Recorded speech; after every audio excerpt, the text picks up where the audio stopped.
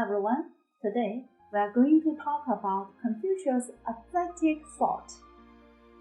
As the founder of Chinese Confucianism, Confucius' aesthetic thought has great influence on the development of Chinese classical aesthetics.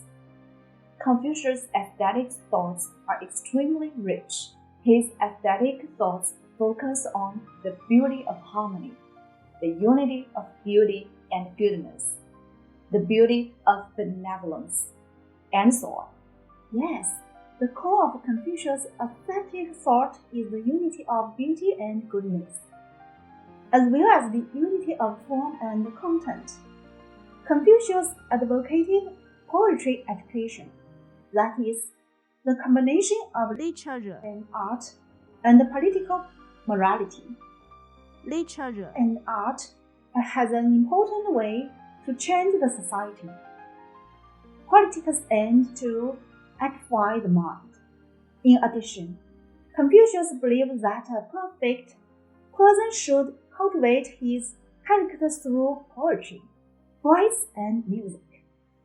Confucian aesthetics is a kind of ethicalized aesthetics, which pays more attention to the research and practice of ethical and moral issues. Thus, its prominent characteristic is that it attaches importance to the relationship between beauty and goodness, or even confuses them in regards goodness as essence of beauty, and attaches great importance to the enlightening effort of beauty.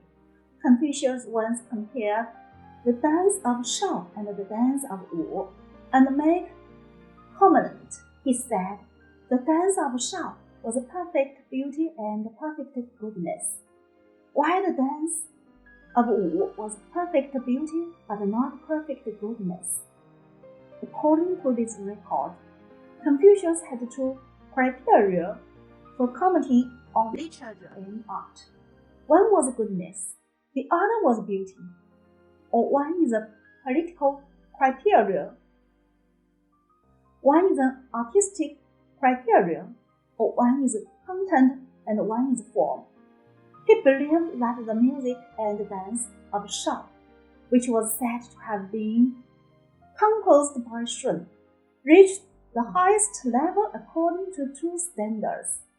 The music and dance Wu, composed by King Wu of the Zhou dynasty, reached the highest level according to the standard of beauty, but according to the standard of goodness, something is lacking. After that, perfect goodness and perfect beauty became the top aesthetic idea of Confucian scholars on music and dance, and all other forms of arts. For example, Wang Xizhi's preface to the Orchid Pavilion. This is known as the best-running script in the world, which represents the perfect unit of beauty and goodness.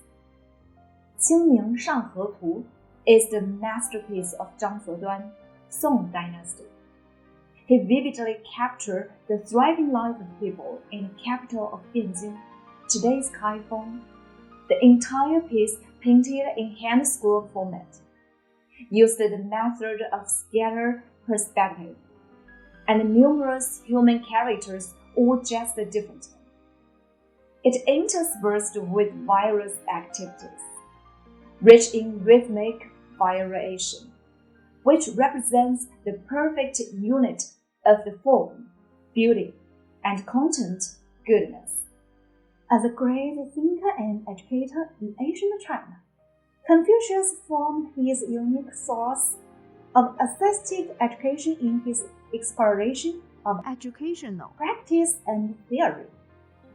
The time of the emergence of Chinese aesthetic education thought is debatable, but there is no dispute that Confucius was the first thinker who valued and advocated aesthetic education in Chinese history. Confucius advocated the 6 traditional branches of learning, which were rites, music, archery, carriage driving, writing, and mathematics. He believed that rites reflect social norms and moral norms. Music is a variety of arts and art aesthetic education. Rites can restore the state to govern the people. Music can change the customs. He attached great importance to the role of art education.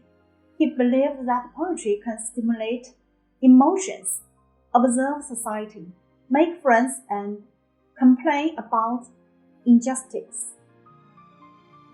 Nia can serve parents.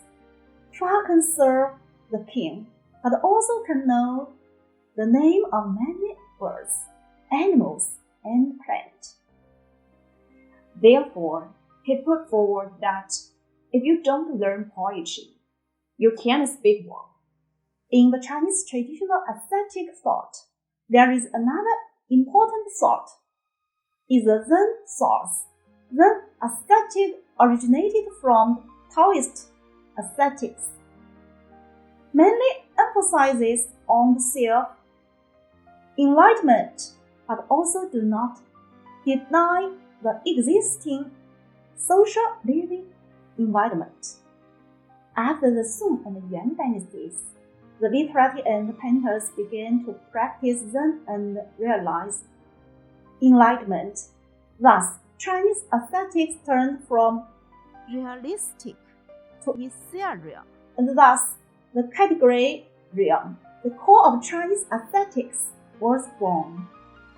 Thus, it influenced the aesthetic interest of the whole Middle Tang dynasty. Therefore, the Zen natural reality theory is the radical course of Chinese aesthetics, tends to be introverted and spiritual, and tends to be pursuit of verse and real. Professor Qiu, can you take an example to help us better understand? Wang Wei was deeply influenced by Zen thoughts. His poetry is full of Zen meditation, and he is called Poetic Buddha by later generations. Wang Wei once painted plantain in the snow, which is not suitable for the season, because plantains cannot grow in the snow. This kind of Zen painting expresses the state of the intention is to brush first. The intention is to become, and emphasizes the human heart rather than nature. 八大山人 is a representative painter in modern times, whose paintings contain profound philosophical thoughts and strong Zen aesthetics. As a monk and a painter, his paintings were undoubtedly deeply influenced by the thoughts of Zen, and his artistic achievements were closely related to his understanding of Zen. His work is often a fish, a bird, a stone, or a few leaves, leaving a large blank space. This gives people infinite space for imagination. The picture is simple, elegant, empty, and lonely. This kind of image is the main tone of Bada Shanren's paintings, and it is also the quiet, abstruse, indifferent, profound, which the ancient Chinese literally pursued.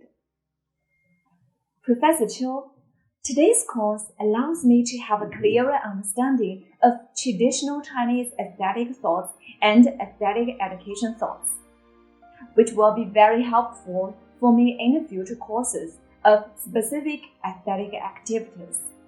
Thank you very much. You're welcome. That's all for today. Thanks for watching. See you next time.